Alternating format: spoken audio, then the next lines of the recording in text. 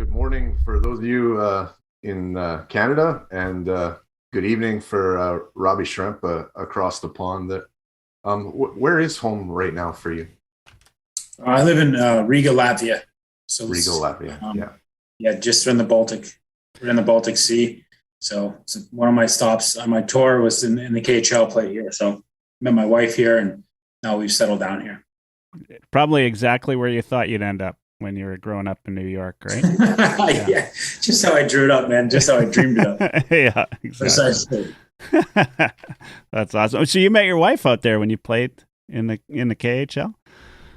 Yeah. I mean, so we met, and it was kind of weird. It was a small window. I only played here for 4 or 5 months, so it was actually, one of those things. Everything happens for a reason. And met her, and we stuck together. And now we're married, have a kid. I have a daughter. She's just turned 4, so it's been a blessing. Awesome. Feel pretty blessed to have you on the show today. I heard you talking on a different podcast about, nobody really accused Michael Jordan of being a hot dog. So today I'm wearing kind of my Jordan hoodie. Did you pave the way for a kid like in Anaheim there, Trevor Zegras? I mean, were you the Zegras before the Zegras? I think pretty similar to creative mind and creative, skills with the game. And Trevor's gotten to a place where he's so comfortable with the puck. You just start doing amazing things. Sometimes people see those things like, I can't believe you did that in a game, but I don't think that really registers once you get that comfortable with the puck and you have that kind of feel with the stick. And I think we're on the same level. And I think, I was just doing it 20 years ago when it wasn't so popular and there wasn't Instagram and social media to sort of build, I guess, how do you say it, sort of support the play and get behind it and have that positive, reaction to it. Back then it was more like scouts in the stands and they didn't like it so much. So it was a little bit different crowd that I was doing it for, Yeah. per se. Yeah, I'm curious because you've been doing some like side work or full-time work coaching, right? And or training kids, if I'm not mistaken, with 44 Vision. Is that what you've been doing? Like working? Yeah. So mentoring players and working with players through their video. Obviously, when you're in the same area, you can go on the ice and have that mentorship. But with the video stuff, and especially the way today's game is, it's all the technology's come a long way. There's a lot of cameras and there's cameras in a lot of rinks. So these games are, I see it as a big resource, whether it's a U12 player or an NHL player. So I think that's when I retired. I thought that would be a great avenue to kind of go down and help the players see it that way. And kind of a light bulb went off for me.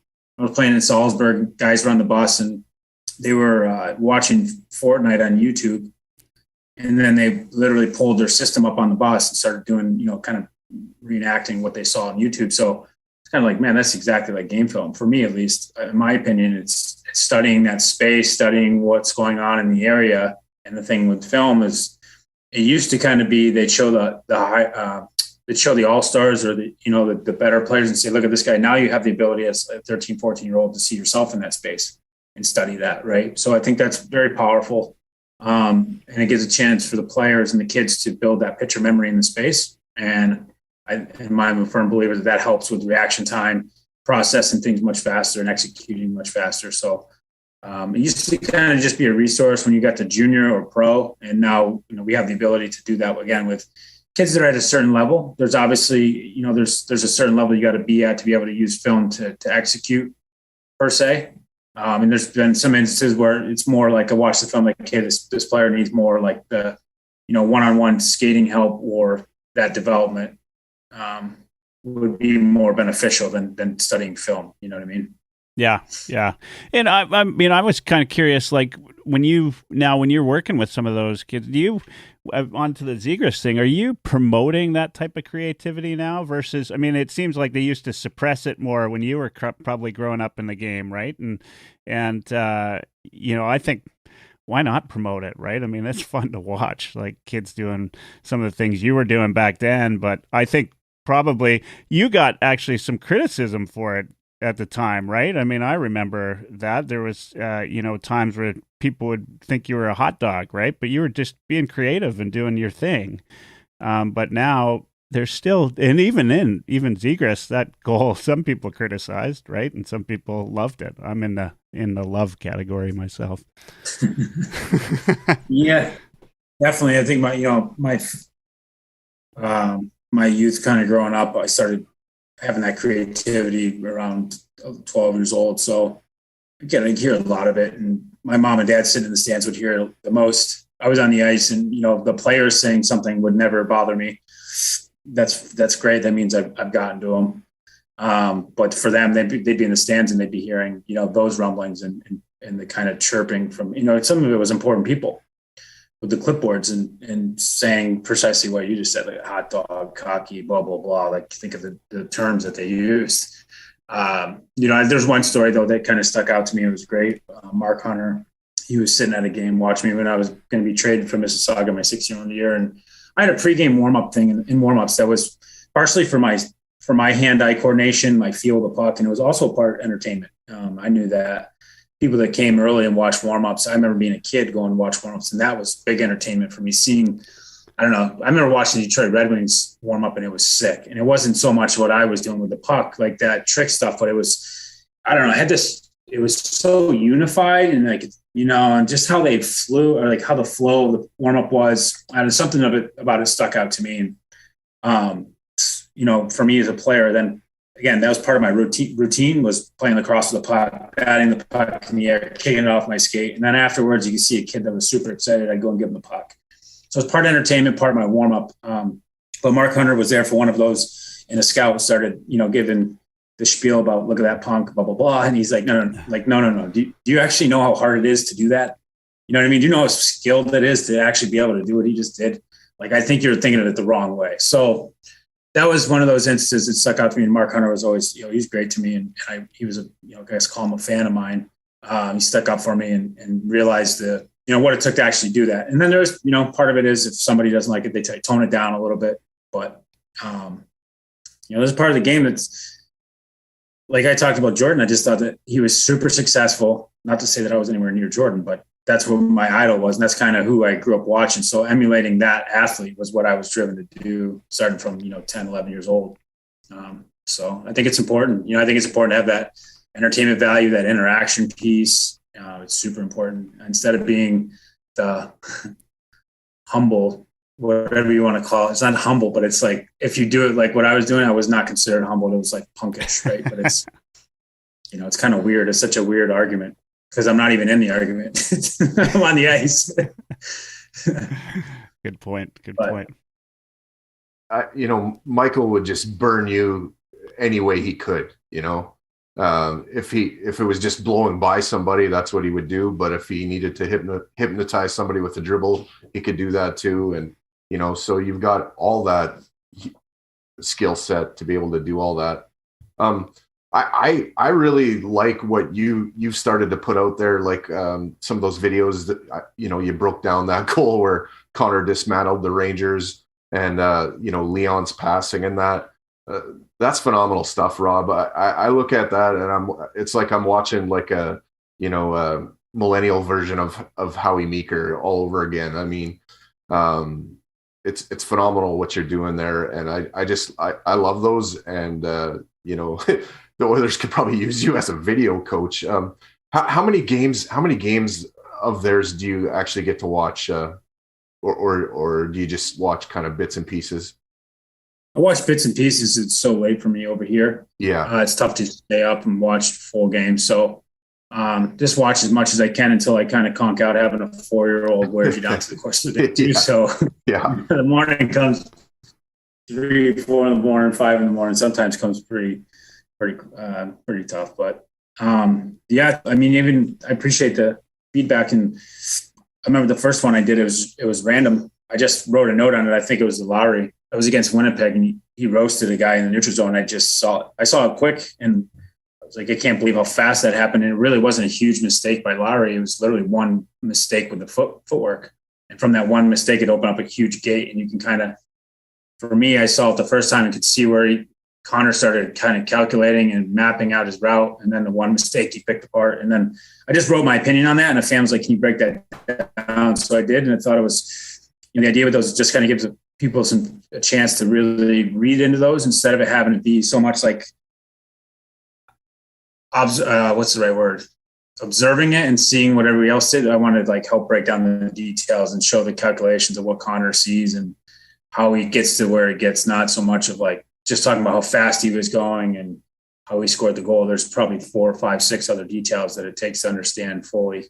Because that's also the other thing, in my opinion. A lot of the kids nowadays, they don't watch full games. They watch just highlights and they see the end. They don't see the, kind of the whole piece and what the other details, what the other ingredients are to execute some of this stuff. So that's where you see they try to go out the next couple of days or whatever after those highlight reel goals and they're trying to duplicate it. But they do it in the wrong place. Even stuff like with the shootout, you'll see players or kids come down and do the exact move they saw in the highlight. And it's the wrong time. The goalie's not even biting or the goalie's not even moving. So it really tells you kind of indicator. That's the indicator that they don't know why that works. They just saw it and are trying to do it again. Yeah, a read and react kind of thing.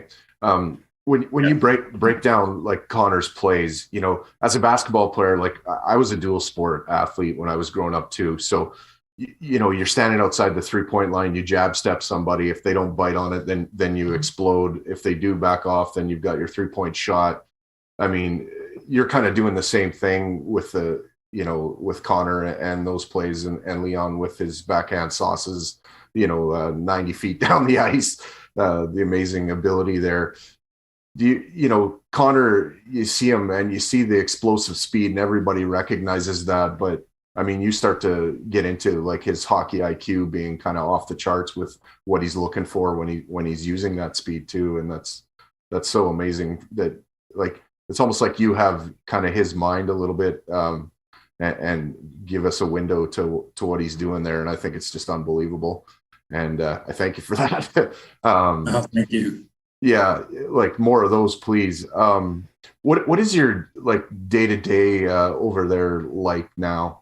Like how much hockey are you still playing? I'm not playing anymore. I'm doing a lot of this mentoring. I just got back from Slovenia. I'm mentoring 2 players there that are 2 kids. There's one, Grega Posler and Tarek, I struggle with his last name, Mukovic. It's Slovenian, so I'm working on my pronunciation. But they're 2 kids I had at camp last summer in Bled, Slovenia, and they were at the camp, and I just saw something in them. And then through the course of the year, I've been keeping an eye on them, and now they're at a stage where at their age level, they're 17 and 16, just trying to mentor them and help them kind of take that next step in their game. And that's something I'm kind of taking on right now, is that mentorship role. And then like for me, I flew in for them for this thing. I had a U18 tournament this past week where they took on France and Hungary. It was supposed to be Italy, but Italy had to back out. Came down there a week before and skated them, and then watched the games and kind of saw what in person just to get a gauge of it. Outside of that, I've been doing a lot of video, so I watch a lot of game film, and it's a range from pro all the way down. I got a kid, Christopher Pinko. He's a U11. He's a sick player. It's been fun to have that huge, big range of players per se from the age ranges. You see the trends. You see the different. I see a lot of Zegras or Sveshnikovs or Lacroix, whatever you want to call them. Michigan attempts at that age. It's coming, and the kids are starting to see it, and it's a lot of fun for them. So it's been great to watch that and see the kind of the development of the game, the development of the skill. And what I will say is, watching this big range of players per se in the age ranges, it's weird how the skill has come so far. I think kids at like 14, 15 years old now are more skilled than I'd say half the NHL players were 20 years ago. I'm not saying they're better. I'm saying they're more skilled. The things like their edges, their skating, their handling of the puck. But what does stick out to me is the hockey IQ part is a little bit low, and where to insert these high-end skills, and where, big thing for me is about how you're attacking the net. You got to be planning that out the whole. In my opinion, when it starts in the neutral zone, you really start to plan your attack there, and it's starting all the way from back there to your attack at the net. So mapping this out and seeing where you're going to start to attack and your trajectory towards the net comes into play. What you'll see now is someone goes up the ice with unbelievable speed, unbelievable hands, and then the next thing you know, they're standing in the corner. They have no attack on net, so that skill didn't really benefit them. It just looked better than it would have 20 years ago.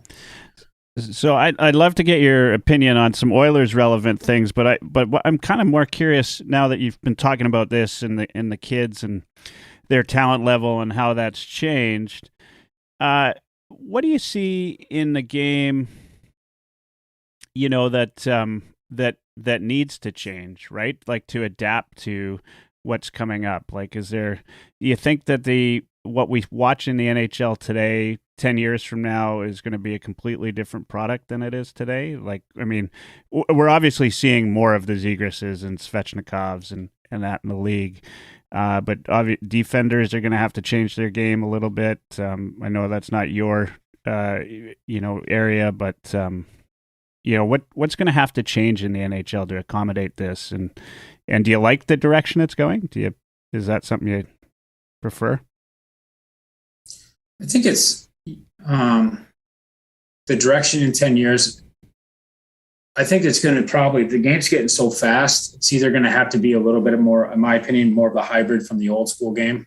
I think it's getting very fast. And I'd say concern is the walls aren't moving. The speed's just getting faster. So it's something along the lines of that. And, the bigger ice is not to say the European ice is a solution, but maybe a hybrid in that the size of the rink is a little bit bigger. Just add some space so the speed can it's getting really fast, and these races to the dot for the offset, for the face icings, it's just one edge slip away from being trouble. So I think there needs to be either a little bit more of it, again, hybrid of the rules. Some of the, I don't want to say that the hooking and slashing and that stuff is hooking, holding, slashing, or whatever you want to call it. Not so much that, but maybe the interference where you can kind of give your defenseman or your teammate a second more, go back to get the pucks. And also what we're seeing too is a lot of the headshots. A lot of these headshots are not malicious. It's almost like they don't have a choice. If you don't finish the hit, then you'd be in trouble for not finishing the hit, and the guy would have a wide open chance. So that's my opinion. I think maybe the rink dimensions might have to change. And I think what's coming in the next 10 years as far as the development of the youth is, again, the skill level is coming high. I think it's going to be a very entertaining game because it's starting to happen, right? We're getting more and more lacrosse, and we're getting more and more stretch off goals, high-end skill stuff. It's less of the barbaric and grinded out brawls kind of hockey. It's a lot more skill. So I don't know what the average fights are now. Would you guys know that stat? But it's super low. I think it's like 0.25. We haven't had a fight with the Oilers in a while now, so I'd say, yeah, it's not very. And every team, obviously, it depends on who they've got on their team, but there's a couple guys that can drop the mitts on the Oilers, but they don't do it very often anymore. Which I think would have been unheard of, 10, 15 years ago if you had two star players on your team, right? That would be the team where you'd probably have the most fights. Guys, like Connor got hit the other day, mid ice, and a couple cross checks from Yamamoto, but that was about it. I mean, nobody dropped the mitts. Not like it. I think a lot of cases that would be the case right away, right? Is that a Hathaway hit? Yeah, the Hathaway hit. Great hit, by the way, but. And Connor just never gets hit like that, right? So I don't know. Maybe everybody in the arena is probably still in shock, right? Yeah. How many times do you see him get hit like that? Almost never, right? Yeah. Yeah. Yeah. So one of the things, this is kind of Oilers relevant, and something we've been thinking about. Obviously, we've got a new coach, which could say almost any day of the week in oil country.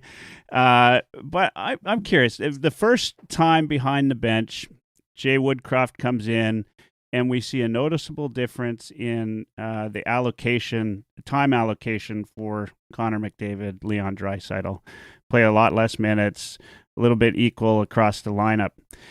In your mind, like, was that maybe one of the drawbacks of the Tippett style, was just asking too much of McDavid and Draisaitl? I mean, you're a skilled player, so when you, like, especially in London when you're putting up all those points, right? I mean, was there a point at which you could look back and say maybe I was playing too much one of these games, or I, like, in my mind, the way I look at it, and I was never a skilled player, I was always one of the role players, right? Like, if you only played me 7 minutes a night, it was hard for me to get in the game, right? And hard for me to do my job, right? Whereas, I think if, anybody wants to play lots of minutes, but does the reverse sort of happen, and that you can't get those role players doing what they need to do and help out the skilled players? Like, what's your thought on that? I mean, just the time allocation piece. Yeah, it's tricky because, as you know, McDavid, he's very dominant, and it seems like he never runs out of fuel. There's been a few games where it's been, he's been stifled a little bit and probably gotten frustrated in the game, and you can see it. You just keep trying and not succeeding, and that's, you'd have to flag that game and be able to find that sort of tell during the game to pull him back and say, tonight's not, let's give him less minutes or whatever. So that'd be on the spot. But overall, he's so dominant, he's such a superstar, and he's so driven, passionate. I think he wants those minutes. The problem is and I'll be honest with you, I love it. I mean, there's not much of that anymore.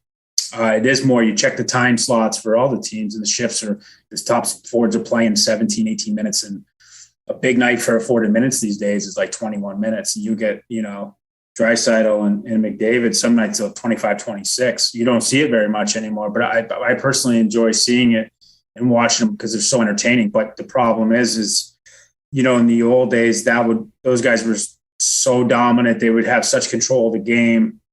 It'd be out of reach, where in today's game, 4 lines are played. Like you don't have the fighters anymore. You don't have the pure meat. It's like pretty much most teams have 4 lines of guys that can all skate, can all play, you know what I mean? So it's a little bit more balanced that way. So then when you're asking your 3rd, 4th line guys, like you said, to chuck down maybe, whatever, let's say 7 to 10 minutes, they're not as effective as the other team's 3rd, 4th lines are, because they're more into the game, more invested per se, more minutes. I think that's maybe where the imbalance comes in. So it's tough because they are so dynamic and they are so dominant when they're on the ice. Their numbers are through the roof. They have the puck all the time. So it's a tricky balance. But in my opinion, I selfishly, I just love watching those guys on the ice because they make plays. Every time they touch the puck and seem to make a play, and it's a sick play. It's something that most guys can't do. So you want more and more of it. But I think over the course of a long season, it's going to have to be somewhere, a better balance per se, because it does get long and the playoffs only get harder. Do you have a favorite moment, Rob, in your hockey career? We'd have to go all the way back to junior, to be honest with you. Mem Cup was the pinnacle. It was amazing. It was a great year and learned a ton that year. Played with some great players, learned from a great coach. Learned a lot that year, and then obviously to finish off with a championship, there was no better feeling. And it never got as good as that per se. Yeah, I mean the Memorial Cup, is something else, right? Like it is, it's pretty difficult to win. I mean, when you think you got to get out of your league, and then you got to win a single game to win it all. Like it's just. To me, it's, we talk about how difficult the Stanley Cup is. Obviously it is, but Memorial Cup's got to be pretty equal in terms of, the level of competition against level of competition, and just how many leagues are going after it, how many teams are going after it. And one gets the, the ultimate. And, you rarely think about the league champions, right? Like who the OHL champions are that year. It's all about, who won the Memorial Cup, right? Like I grew up in Western Canada, and I don't know, other than when the Oil Kings won the one year, I don't think I could tell you who the WHL champions are, but I remember all the Memorial Cup champions, right? Like such a difficult process.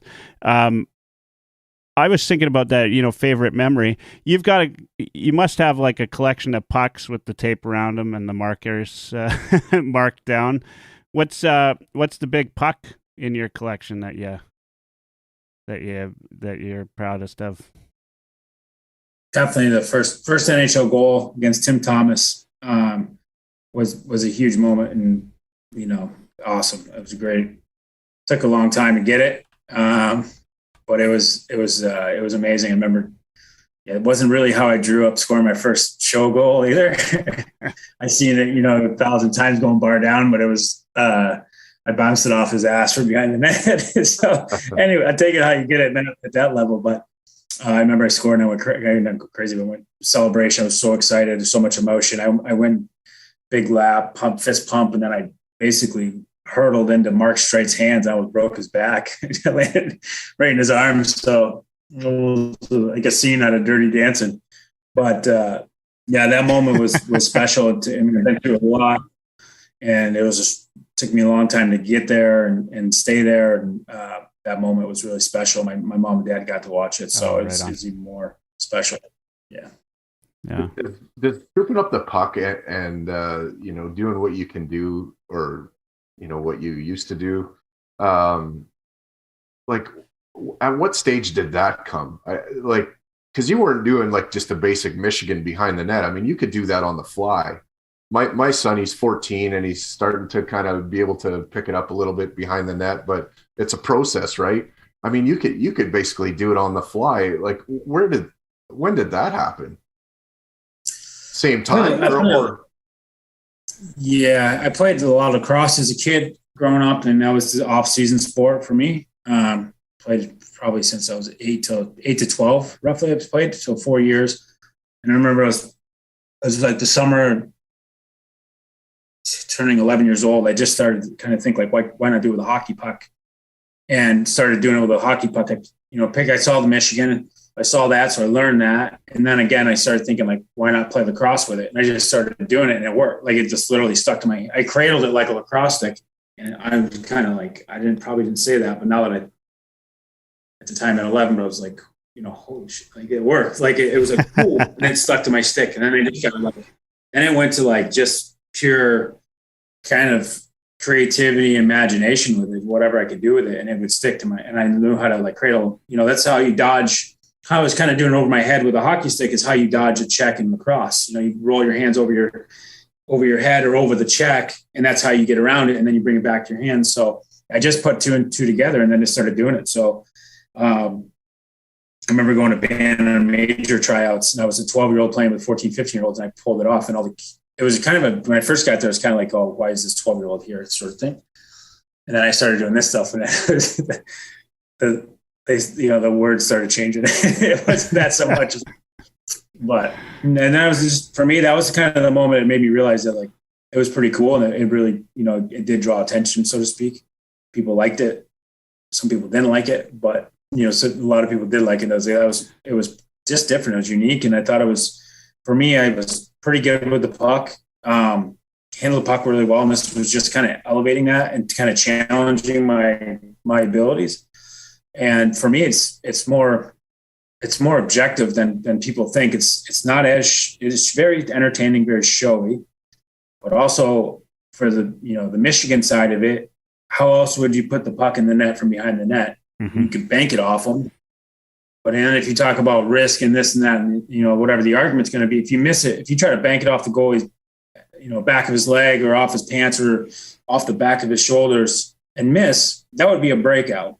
If you try at Michigan or Svechnikov, whatever era we want to call it, I think it's out of respect. It's to Michigan because Mike Legg pulled it off back in the 90s, and he was a really one that opened all of our eyes to it. So it's tough to call it to Svechnikov, even though I respect his skill, but it's Mike Legg's goal. And it wasn't actually Michigan's goal, it was Mike Legg.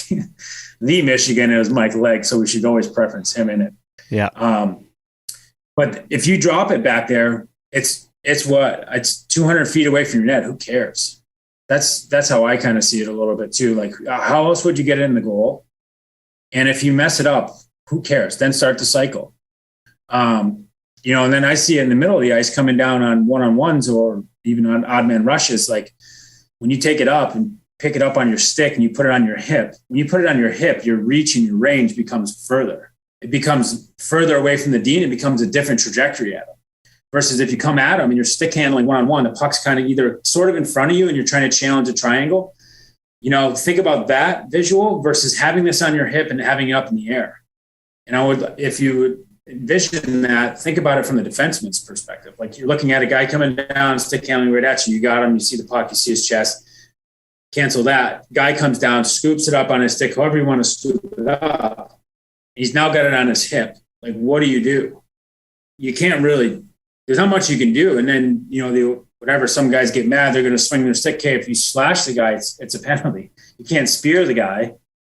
Spear or slash is kind of the only way you're going to get a handle on that. So those draw penalties. If he doesn't do that, then you're, as a player, walking in on him and your trajectories on the net all change. You can throw like a lacrosse stick. So objectively looking at it, it made a lot of sense to me. It always did, but it was more defending that it's hot doggish or cocky or whatever the negativity was. I always saw it differently. I saw it in that regard because it just made sense to me. And then to flip it around for entertainment value, people love it.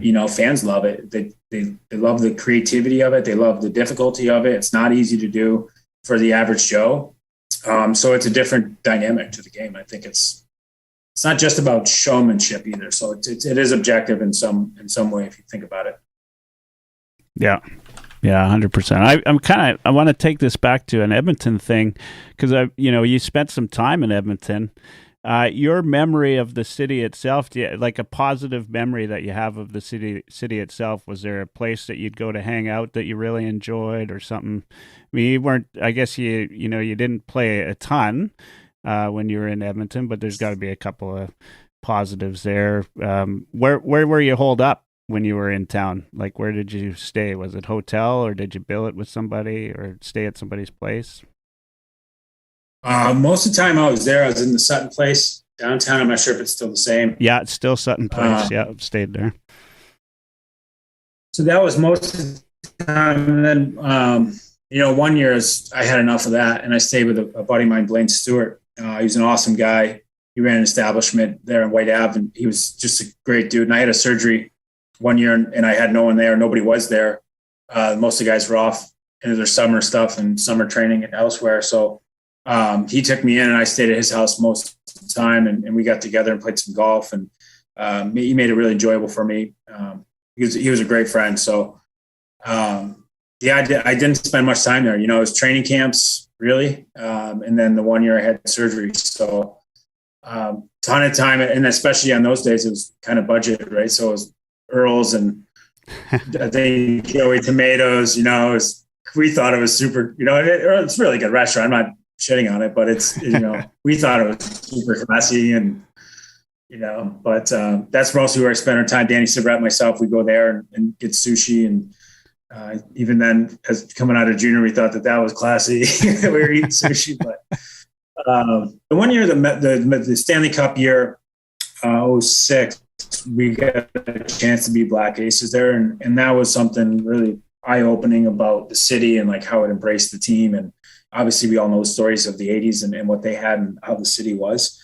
But that being experience that and seeing how the town, the city came alive, and we weren't part of it. We were Black Aces, so we weren't really playing, but being in the building, even on the catwalk for the national anthem, the whole building shaking, it was pretty electric. And it was something that was like, this would be awesome to win here and play for this team and have that kind of energy.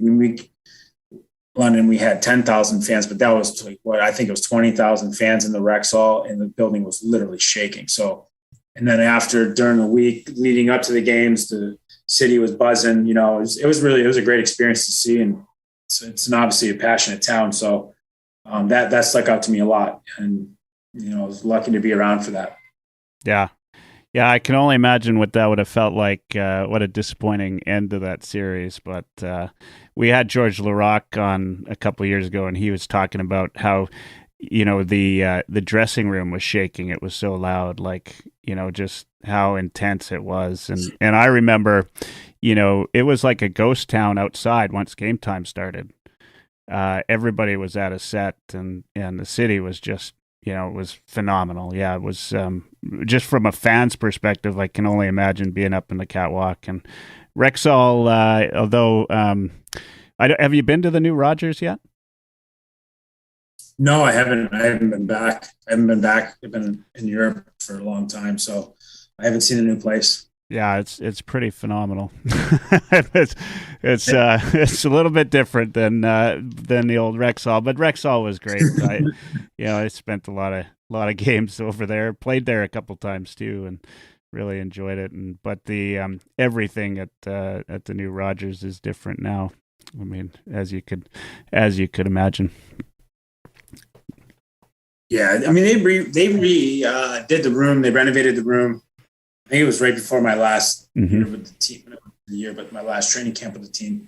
It was really nice. They upgraded everything. It was obviously something that needed to be done. There was the old room was great and had that history to it and the feel to it. But everything's modernizing and these new buildings that were going up. It was tough for them to compete with free agency market with the old school room and selling it on this, who had been in there, so to speak. And it needed to be revamped, and they did. And it was actually phenomenal. So they made the place really great for the players. And I can only imagine what they did to the new rink. And I haven't been there.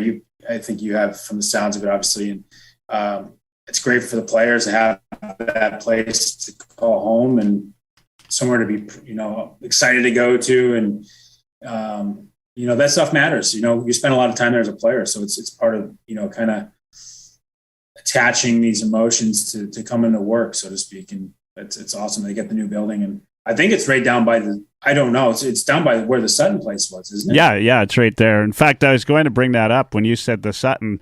The guys stay at the Marriott now, which is significantly nicer. There's, a really nice executive level, and I've stayed at both, and I'll probably stay at the Marriott before I stay at the Sutton again. Of course, the Sutton, it's an older, classier hotel. Like back in the day, it would have been nice. But it's certainly, it's a little bit dated in comparison. So too bad you missed out on that.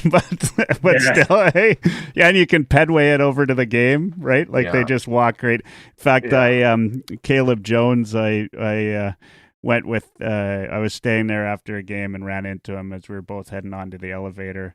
And they obviously had a floor dedicated to the team. I was on the executive floor once, and Ken Holland had breakfast behind me in the little free brunch area or whatever, and I did try to listen in to see if he had any tidbits I could put on the podcast, but he didn't let. You'll find this interesting, Rob. He was talking to, I don't know who his friend was that he was having breakfast with, but I was snooping in on the conversation, and the conversation got to whether or not he would encourage a kid to play NCAA or CHL.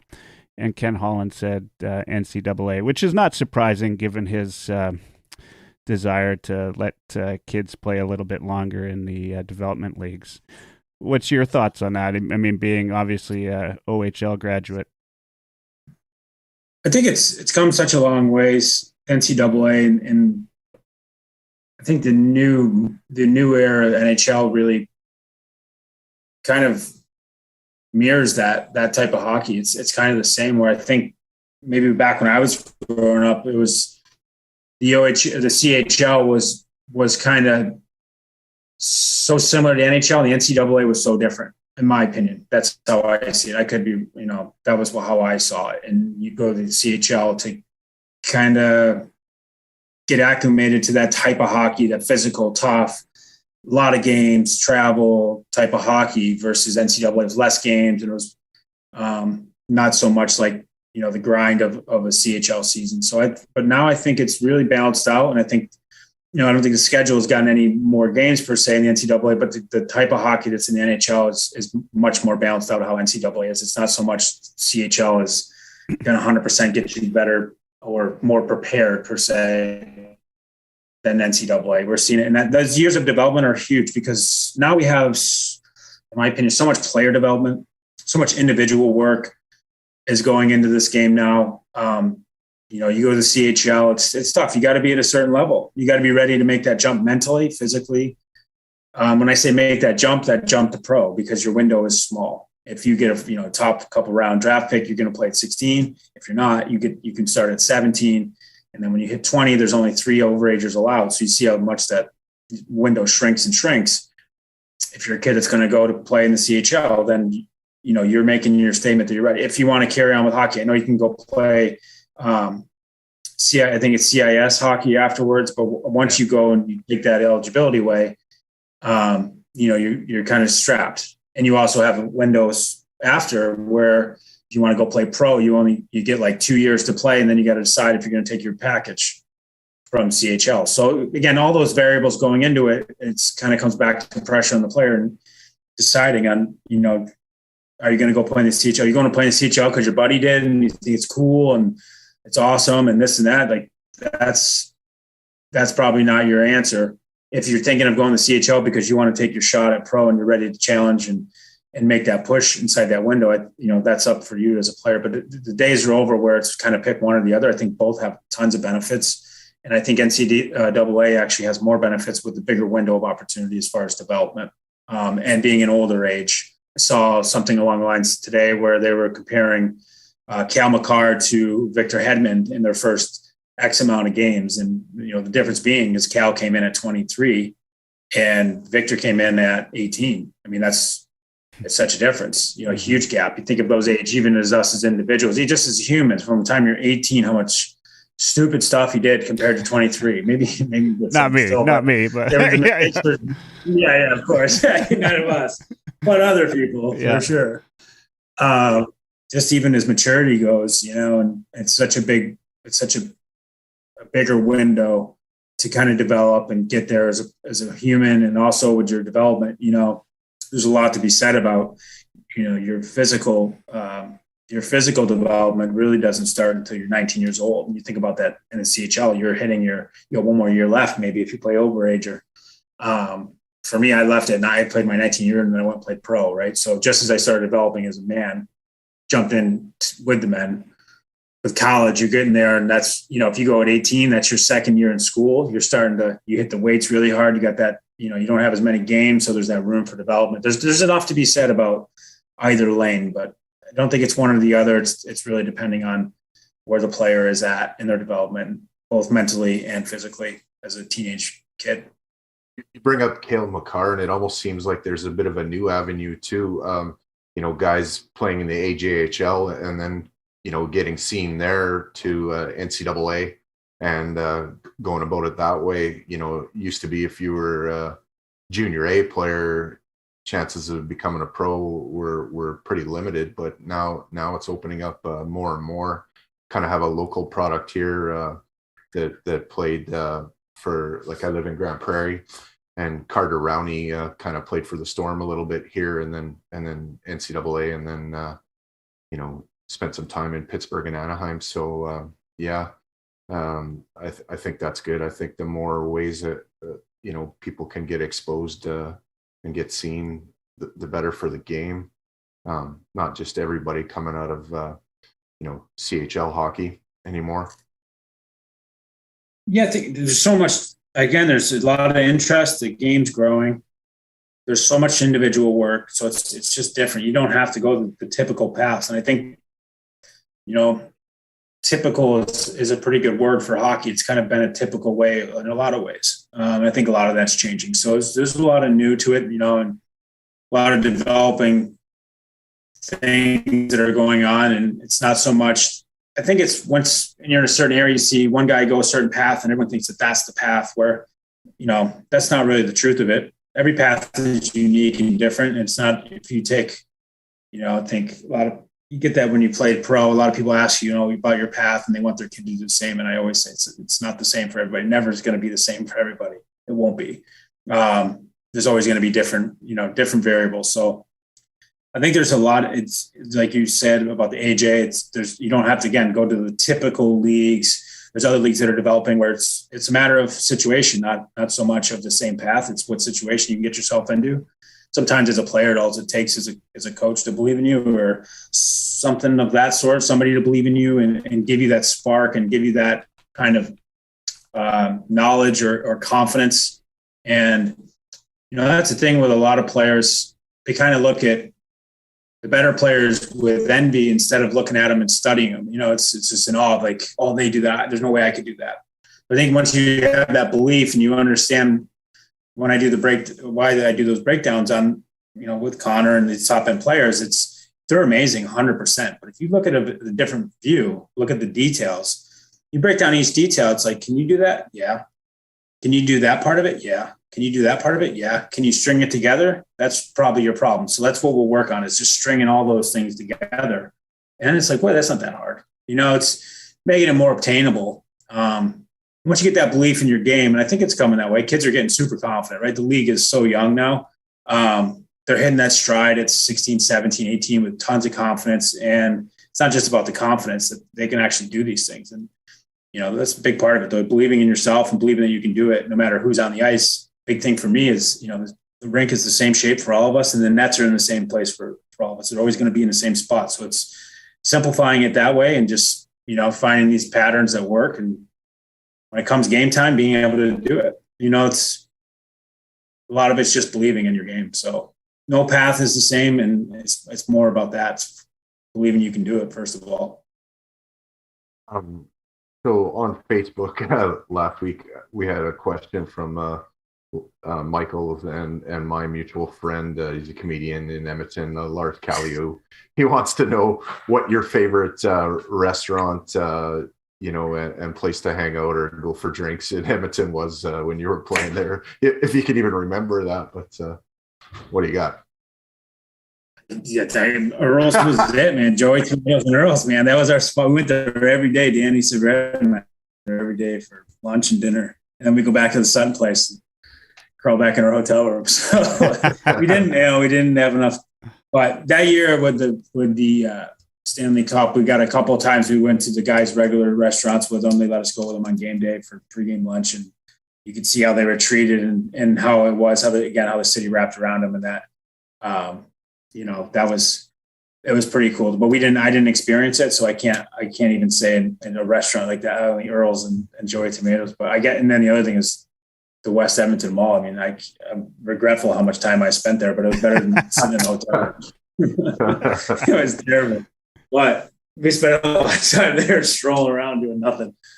What, I have like a goofy ritual every time I'm in Edmonton before I come home. If my skates are, in the vehicle, I go for a twirl on the ice at West Ed. I don't know. I'm an idiot, but that's the showboat in me, I guess.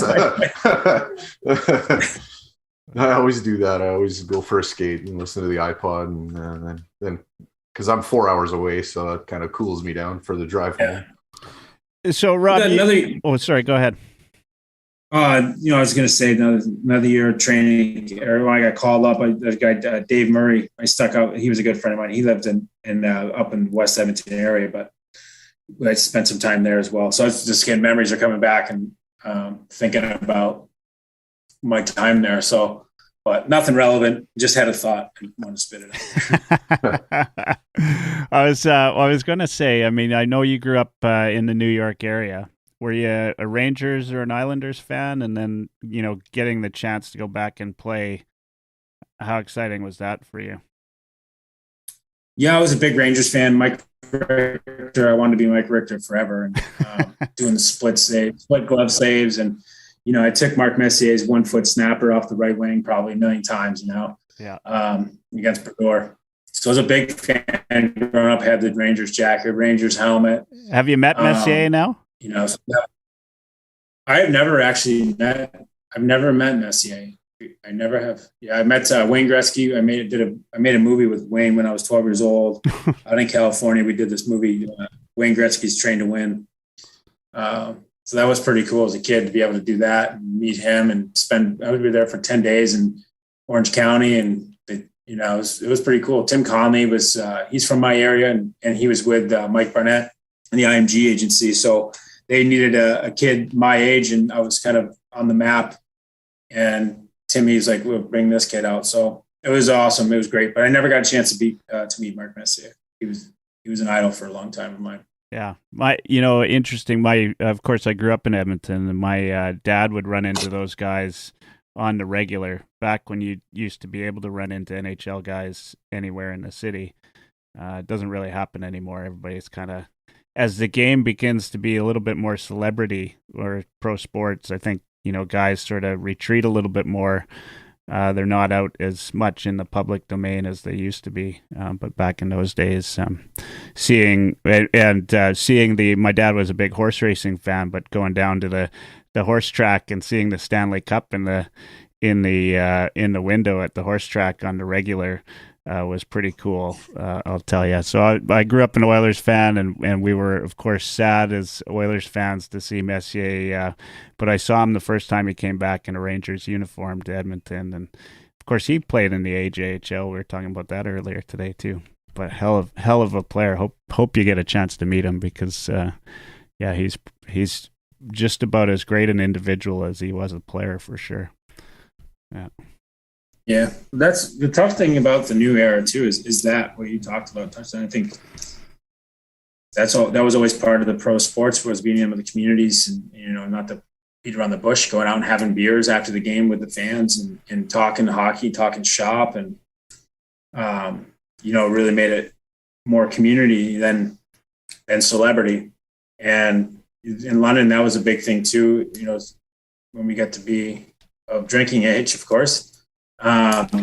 Being out with those people in the community and talking, again, kids our own age and talking it and making them feel part of it. Or even, sometimes we go to the spot, Joe Cools, and shoot the shit and have a beer with an older guy. And it was such a good feeling to mingle. And then when you win, as you win as a team, it's winning as a community. And I'm sure I'm preaching the choir with how Edmonton was in the 80s, but that was a big part of it, was that you're so close to it as a fan in that regard, coming to the building and watching the game, but also in the town, going out and having a beer, running into it, these guys, and kind of realizing they're just like anybody else in some regard. Obviously, they got a cool gig and playing at the highest level, but when you have a beer with most of the hockey guys, that's kind of the feedback you always got, was what a great guy, or easy to talk to, or I didn't think you, whatever. You know what I'm saying? It's more, hockey guys were always that cut from that cloth. Where now it's tough with social media. You really can't. I don't blame the guys at all. You get all these instances where, the phones are out and videos and pictures and, different versions of what actually really happened. And it's not even worth the headache. You have such a good opportunity as a player. It's really not worth it anymore for someone to ruin it like that. And you've seen some guys that get, gotten some stuff that it wasn't even true, and to be in some of those conversations were horrible things for them to go through, horrible stabs at their character. These kind of things are, not, again, those are the gambles you sort of take these days, going and being that in the limelight. So now it's a lot of video gamers, and they play video games and stay in and drink, and some of the older guys kind of chirp, drinking their protein shakes and playing video games. But that's actually like the big concern now as a coach. It's like, are you going to bed in time? But it's not from staying out. It's from staying in and playing video games. You're shutting off your console. Our Twitch 3 o'clock in the morning. Our Twitch stream just went crazy, by the way. Oh boy. You'd probably sleep better after a few beers than 3 hours of Fortnite too. So stimulating. It is. It's tough. That's, I think, even that was that's kind of the feedback now. Guys are staying up. Some guys are staying up to really late playing Fortnite or playing video games. So different era. The products, everything's changing, right? The game's changing a lot. The product's changing. The interaction with the communities, with the players, everything's changing. So it's a whole different landscape, and where it goes, nobody knows. But it's definitely, we're seeing some pretty electric hockey player these days, and you guys have the best one going in Connor McDavid. So the game's definitely coming to a cool place, and I'm excited about it for sure. I think the fans are as well. You're seeing every single night. There's just highlights that are nuts. The way the way they're moving, how fast they're moving, how skilled they are, how fast they, execute with that speed. It's fun to watch. So I think we're getting ready to let you go, but I got to ask you something that's totally off script. Are you in the best shape of your life now? You look pretty good, Rob. Thanks. I've been doing some CrossFit. My buddy here, Jakobs, family friend, I got dove into that a little bit. So I've been skating a lot. Honestly, I could probably make a comeback. Let's go. Yager's still going, right? People keep saying to me, "You're only 35. Yager's 50." I'm like, yeah. Hey, before the guy's on a different level. I'll say my kind of last words, and I'll let Mike take it from there. But Rob, I can't think of many players who I can say played 7 games for an organization that means so much to Oilers fans. There was something about watching you when you went back to London and just lighting it up that season, like in awe of how you went back, and you took the league by storm that year in the OHL was awesome, and just seeing the creativity with which you played the game. I think it is a testament to the style and creativity of your play. Just that most Oilers fans know who you are. And there's probably a ton of guys that played, 6-7 games and nobody would know who they were. But there's a lot of Oilers fans that definitely know who you are and consider you an Oiler still. And I'm excited that we got the chance to talk to you. And maybe someday I play in a lot of the alumni charity games around Canada when I can, and maybe someday I'll be able to catch you at one and we can shoot the puck around or something. Would be awesome. But great having you on here, and I'll let Mike take it from here. Great. Yeah. Thank you. I was actually surprised. I thought you played way more than 7 games with the Oilers. Kind of a little bit of show prep. I'm looking back. I'm like, you only played 7 games? What? You definitely left a mark on me, and kids today, if they go and they YouTube the things you were doing. I mean, I think what Trevor Zegras does is phenomenal. But like I said earlier, like you being able to do that while skating and not like at a standstill, pick up the puck and twirl it around was phenomenal then. It's phenomenal now, and it'll be phenomenal 20 years from now. And what you're doing now is amazing. Like I said, you're like the millennial version of Howie Meeker, breaking down plays and the not using the stopper right there, but just kind of on the fly, showing us kind of inside the mind of McDavid, Draisaitl, and that kind of stuff. It's amazing, and I wish you nothing but success in your personal life with your family and what you're doing now in this stage of your life. Thanks for coming on, Rob. And anytime you want to come back, we'd love to have you. And, thanks again. No problem, guys. Thanks. I appreciate you thinking of me and reaching out. And I'm happy to come on anytime you guys want. If you want to do a video breakdown someday, I'm happy to. Let me know. I'll get a pile of clips for you and we can go over them if the fans want something, whatever. If you want to do some kind of theme for it, happy to do it. So I appreciate you guys having me on again. I love talking hockey, and I wish it was more than 7 games in Edmonton. It was something I was excited about, maybe coming there and making a spark. And it would have been cool to have a guy like Hemsky and a guy like myself maybe to entertain. But, it didn't work out that way, and everything happens the way it goes, and that happens the way it does for a reason. So very happy and appreciative of even the chance to be drafted by Edmonton in the first round. But thanks for your time, and thanks for having me on, guys. Honestly, anytime you want anything, reach out, and happy to come back on and do some clips. That's awesome.